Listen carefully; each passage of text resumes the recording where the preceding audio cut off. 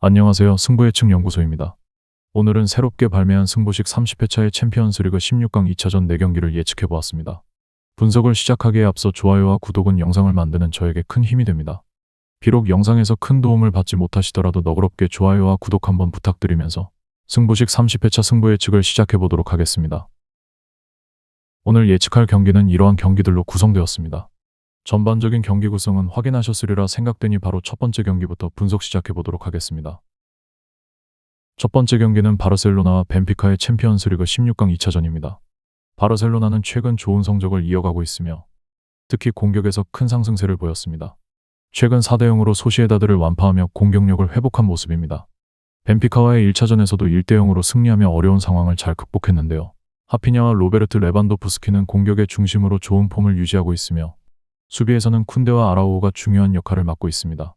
홈에서 매우 강한 경기력을 보이며 최근 7경기 중 5경기를 승리로 장식했으며 이번 경기에서도 홈이점을 안고 승리를 목표로 할 전망입니다. 벤피카는 지난 1차전 홈경기에서 아쉽게 1대0으로 패배하면서 이번 경기에서 반드시 승리를 거두어야 하는 상황에 놓였습니다. 원정에서의 성적이 비교적 좋지 않으며 특히나 중요한 경기에서 실망스러운 모습을 보이고 말았는데요. 공격진에서는 코쿠와 파블리디스가 중심을 맡고 있지만 바르셀로나의 수비에 큰 위협을 가하지는 못했고 수비에서도 불안한 모습을 보였으며 디마리아와 알바로의 결장으로 공수에서의 밸런스가 깨질 우려가 있습니다. 이번 경기에서도 바르셀로나의 빠른 전환 플레이와 강력한 공격을 상대하는 데 어느 정도 어려움을 겪을 전망입니다.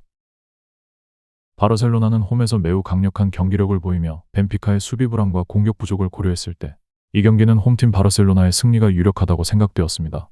벤피카는 원정에서 어려움을 겪고 있으며 바르셀로나의 빠른 반격과 공격력이 결국 게임을 승리로 이끌 가능성이 크다고 보여지면서 다득점의 가능성도 예상해 볼 수 있었습니다. 다음은 12일 새벽 5시에 치러질 리버풀과 파리 생제르맹의 16강 2차전입니다.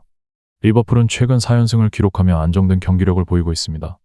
특히 지난 1차전 원정에서 승리를 기록하며 중요한 어드밴티지를 확보했습니다. 경기를 지배당한 상황에서도 알리송의 뛰어난 활약 덕분에 승리할 수 있었습니다. 리버풀의 공격에서는 살라가 주요 득점원 역할을 하며 누네즈도 득점 과정에 참여하고 있습니다. 중원에서는 메갈리스터와 흐라벤베르흐가 중요한 역할을 하며 공수의 균형을 잘 맞추고 있습니다. 리버풀은 홈에서 강한 성적을 보이며 생제르맹과의 첫 번째 경기에서도 실수를 최소화하면서 승리했습니다. 이번 경기에서도 수비적으로 안정적이며 빠른 전환을 통해 상대의 실수를 유도할 가능성이 높아 보이는 리버풀입니다. 파리 생제르맹은 지난 1차전 홈경기에서 리버풀에게 1대0으로 패하며 중요한 홈경기에서 리드를 빼앗겼습니다.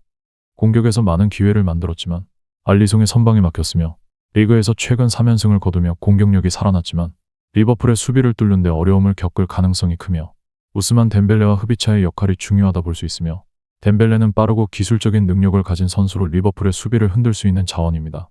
중앙에서는 비티냐와 파비앙 루이즈가 경기를 조율하며 빠르게 공격을 전개하려 하지만 리버풀의 빠른 반격을 막는 데 어려움이 어느 정도 있을 것이며 파리 생제르맹은 원정에서는 비교적 불안정한 성적을 보여왔고 리버풀의 강한 압박을 견디는 데 어느 정도 어려움을 겪을 것으로 예상됩니다. 리버풀은 홈에서 강한 성적을 보이며 균형 잡힌 플레이를 보여주고 있습니다. 이와 반대로 생제르맹은 원정에서 불안정한 성적을 보였고 지난 1차전에서 중요한 기회를 놓쳤습니다. 리버풀은 생제르맹의 공격을 차단하면서 빠른 반격과 공격으로 득점을 노릴 전망입니다. 파리 생제르맹은 리버풀의 빠른 플레이를 막는 데 어려움을 겪을 가능성이 크며 결국 리버풀이 한 골차 승리를 거둘 것으로 예상되는 경기입니다. 다음은 인터밀란과 페에노르트의 16강 2차전 맞대결입니다. 인터밀란은 최근 경기에서 뛰어난 성적을 거두며 강한 모습을 보이고 있습니다. 특히 지난 페에노르트와 1차전에서 2대0 승리를 거두며 압도적인 경기력을 보여줬습니다. 공격 라인에서 라우타로와 튀람의 조합은 여전히 위협적이며 라우타로는 현재 챔피언스리그에서 6골을 기록 중입니다. 중원에서는 니콜로 바렐라와 아슬라니가 안정적인 플레이를 이어가고 있으며 수비에서는 파바로와 바스토니가 견고함을 보여주고 있는 인테르입니다. 특히나 홈에서 강한 모습을 보이는 인테르이며 상대가 공격적으로 나선다고 하더라도 이들의 전술적 효율성은 굉장히 높기 때문에 이번 2차전에서도 선전을 기대해 볼 수 있었습니다. 페에노르트는 지난 인터밀란과의 첫 번째 경기에서 2대0으로 패하며 승리에 대한 갈망이 커졌습니다. 그러나 이들의 원정에서의 성적은 불안정하며 이번 경기에서 어려운 상황에 직면했다고 볼 수 있었습니다. 특히 공격에서는 한계를 보였고 주력 공격수인 카란자는 상대 수비를 뚫는 데 어려움을 겪었습니다.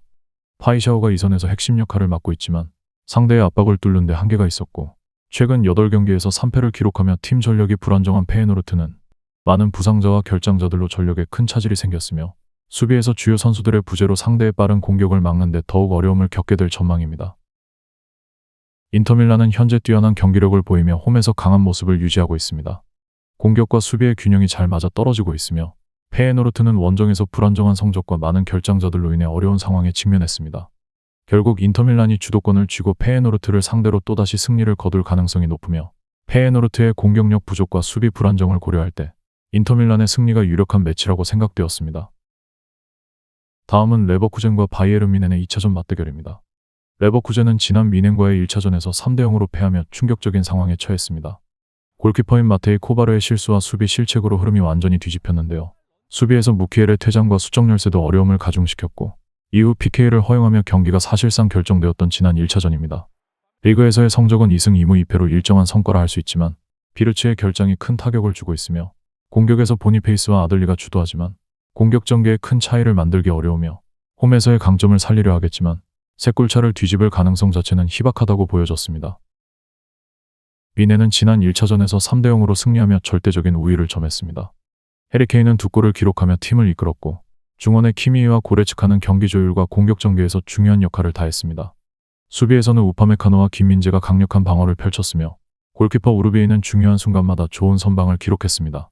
이번 경기에서 바이에른은 레버쿠젠의 반격을 차단하고 빠른 전환을 통해 추가 득점을 노릴 전망이며 수비에서도 실수를 최소화하며 안정적인 경기를 펼칠 것으로 예상되었습니다. 바이에른 뮌헨은 1차전에서 큰 우위를 점했으며 레버쿠젠은 수비와 전력 부족으로 반격이 어려운 상황입니다. 바이에른은 공격과 수비에서 안정적인 경기를 이어갈 전망이며 레버쿠젠은 홈에서의 강점에도 불구하고 3골차를 뒤집을 가능성은 낮다고 보여졌으며 다득점의 가능성과 더불어 뮌헨의 승리가 유력한 경기라고 생각되었습니다. 준비한 분석은 여기까지입니다. 어디까지나 저희 주관적인 생각이 개입된 분석이라 여러분과 의견이 일치하지 않을 수도, 제 분석이 100% 정답이라고 단정 지을 수도 없습니다. 프로토를 오랜 기간 구매해오면서 느낀 경험을 토대로 한 분석이며 여러분들이 결정하시는 데 있어서 조금이나마 도움이 되시길 바라며 승부식에서 가장 메리트 있다고 생각되어지는 선택지만 추려낸 조합이 필요하신 분들께는 주소창에 조합.com을 입력하시고 입장해 주시면 조건 없이 무료로 여러분들께 구매한 경기들을 공유해드리고 있으니 오셔서 저와 함께 자유롭게 의견을 나눠보았으면 합니다. 지루하지만 긴 영상 시청해 주셔서 감사합니다.